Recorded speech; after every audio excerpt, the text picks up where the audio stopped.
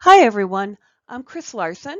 I'm an astronomy professor at Central Connecticut State University, and I'd like to thank people who've been using some of the videos that I've been posting for my astronomy students to use in their class to help with the math and some of the other concepts.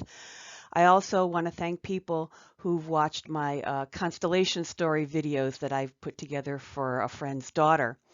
I thought that since we're all sitting home in the pandemic here and trying to find useful ways to reach out to other people, that I'd share with you some of the outreach activities that I've been doing over the past 30 years.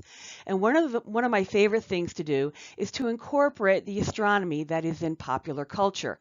A lot of it is notoriously bad, which I'm sure you've seen from watching unnamed movies on unnamed channels on TV. But some of the astronomy is actually quite good, and we don't celebrate that nearly enough. So I'm going to be putting together a series of what I expect to be 4 videos, which are based on activities that I've done on the astronomy of Harry Potter. And so this is the first one. This is on making a Harry Potter star wheel or sky wheel.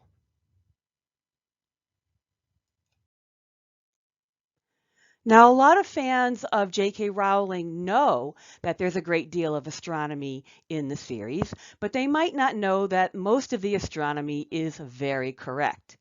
And I've been using these references over the years to interest students of all ages in astronomy. And you can also use J.K. Rowling's references to astronomy to test people's understanding of these concepts.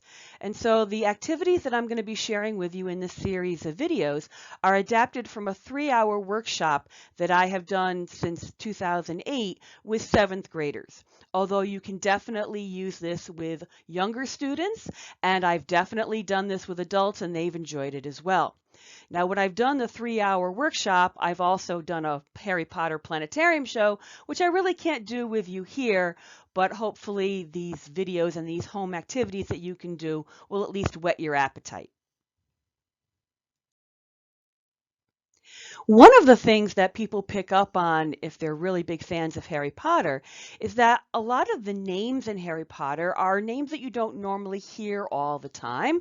But if you poke around a little bit, you find that they're actually from astronomy.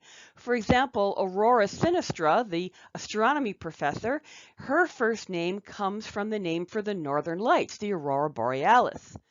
A much more obvious case, of course, is Luna Lovegood, one of the students at Hogwarts. Luna, of course, is one of the names that we apply to the moon. But where you're going to find a lot of astronomical names is in the Black family tree. And so this is a wonderful family tree that I found online. I've given you the reference, and there are a tremendous amount of star and constellation names in this family tree that I'm going to be pointing out to you in no particular order. We have Alphard. We have Sirius, who shows up many, many times in the family tree. We have Andromeda. Again, there's another Sirius, a Cygnus, Arcturus, another Arcturus, Regulus, Pollux, Cassiopeia, Orion, another Cygnus, another Regulus, Bellatrix, and added to the family tree later is Scorpius, the son of Draco Malfoy. So you can see that there are a tremendous number of astronomical names in this one family tree. Not mentioned in this family tree is Merope Gaunt, who is the mother of He Who Shall Not Be Named. Merope is one of the stars in the Pleiades, the 7 sisters. And there's Merope right there. Now, what are we going to do with all that information? Well, one way that you can organize information about stars and constellations is with a sky wheel, star wheel, planisphere, star finder, star wheel. They're called a whole variety of different names. It's essentially a piece of cardboard that spins that allows you to see what the night sky looks like at a particular time on a particular day. And there are many different versions of this that you can download free online.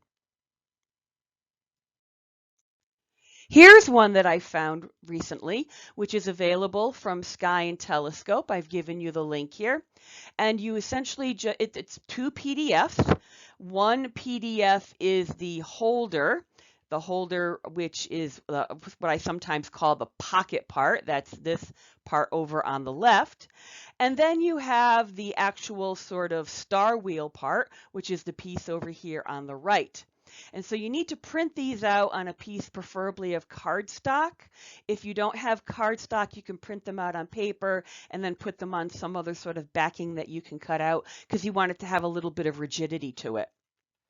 So cutting out the wheel part is really easy. You just cut out the circle part, much better than what I've drawn. The pocket part is a little more difficult.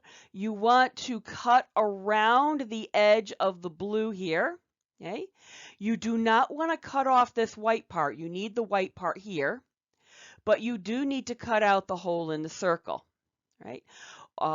Once you have cut out that pocket part, what you do is you fold along this line, and so you fold this white part behind, and then you can see that there are two little marks here where you can staple it, or if you don't have a stapler at home, you can put some tape here. Because as you're going to see in the next slide, this pocket, the wheel part slides into the pocket so that only a part of the wheel is seen through that window, but this circle has to be able to spin freely. Now, as part of making this a Harry Potter star finder, we're going to have to add 3 star names. Again, one of the reasons why I like this Sky and Telescope one is it actually lists star names. Some of the free downloadables only list constellation names. So the 3 stars that we're going to have to add are Merope, and Merope, I've said, is in the Pleiades. So you can find the Pleiades on your star finder, and then you can just add Merope's name. Bellatrix, which is next to the famous star Betelgeuse in Orion. And the star Alphard, which is the brightest star in the constellation of Hydra.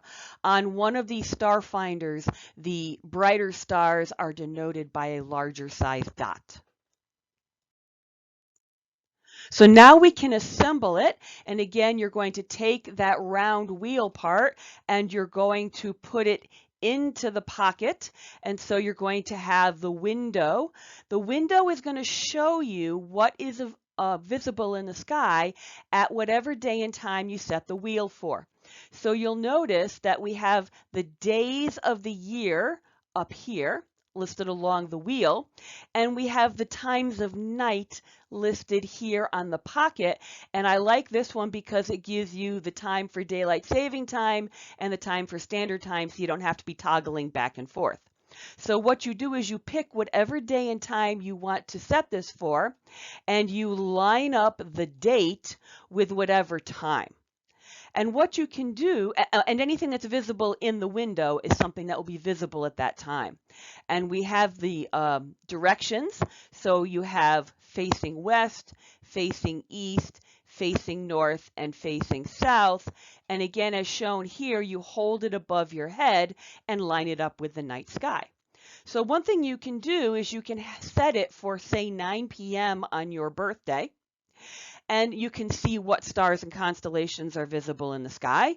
And then you can repeat it for another day, your friend's birthday, and you can see how the sky changes over the year.